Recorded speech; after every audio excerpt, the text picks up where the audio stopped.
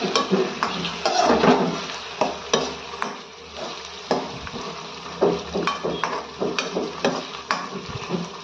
चाहिँ मैले प्याज र टमाटर पकाएको होइन साथीहरू मासुको लागि। यहाँ चाहिँ सोपको साग राखिरहेको छु। हर्दी हालेँ हो, जिरा पाउडर हालेँ, अब नुन पनि एड गर्दैछु हो, किनकि मेरो नानीले चाहिँ सादा मन पराउँछ नि त कि यसमै चिल्ली पाउडर पनि लगाएको छुइनँ हो।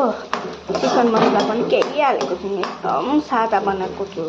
यसमा चाहिँ मैले के एड गरेको छु भने जिरा पाउडर अदुवा मात्र एड गरेको छु। अन्त जिरा मसला हर्दी यति नै एड गरेको छु है साथीहरू। यसमा चाहिँ सल्ट पनि हालेँ हो, नुन पनि हालेँ हो। नुन त हाल्नै पर्यो है, नुन नहालिकन त कहाँ भएछ, टेस्टै आउँदैन हो। नुन त हाल्नै पर्छ, हरेक कुरामा नुन नहालिकन खानेकुरा केही पनि मिठो हुँदैन हो। झन्डै पल्ट्यो हौ त्यो फेरि। अब यसलाई चाहिँ मजाले पकाउनुपर्छ हो, नभए भनेदेखि चाहिँ टमाटरहरू डल्लो डल्लै हुन्छ नि त। मजाले पाकोस्, त्यहाँबाट चाहिँ म यसमा के एड गर्छु भनेदेखि चाहिँ चिकन एड गर्नुपर्छ। चिकन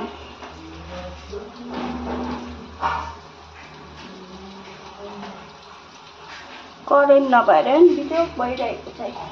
करेन्ट त छ है, भोल्टेजै छैन। यसमा चाहिँ मैले चिकन पनि एड गरेँ हो। हेर्नुहोस्, नानीले पिज्जा खान्छु भनेर चाहिँ बनलेस ल्याइरहेको छु। भन्छ पिज्जा बनाइदिनु पर्यो भनेर, पिज्जा भन्छ कि कुरो साह्रै, त्यही भएर घरमै नेचुरलै बनाइदिनु पर्यो भनेर ल्याइरहेको मासु हो।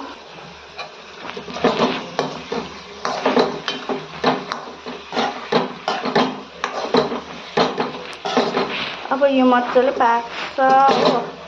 पाकेपछि चाहिँ सोपको साग लगाएर 10 मिनेट जस्तो पकाउँछु हो।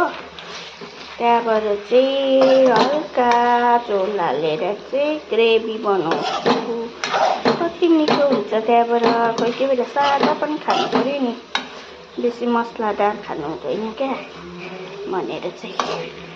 मलाई त्यस्तो मन पर्दैन नि त मसलादार खाना पनि, त्यति बेसी त मन पर्दैन र पनि है। यतिको सादा चाहिँ ओके छ, पाइन्छ। ल है, मेरो चाहिँ पाकिसक्यो